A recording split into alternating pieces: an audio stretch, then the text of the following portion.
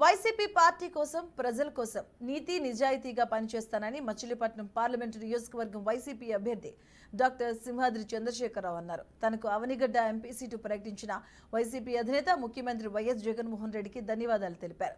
ఇక తనపై ఆయన ఉంచిన నమ్మకాన్ని నిలబెట్టుకుంటూ పార్లమెంటు పరిధిలోని 7 ఎమ్మెల్యే అభ్యర్థులతో కలిసి పనిచేస్తానని విజయం సాధిస్తామని చంద్రశేఖర్ తెలిపారు. మచిలీపట్నం అభ్యర్థిగా జగన్మోహన్ రెడ్డి గారు ప్రకటించారు.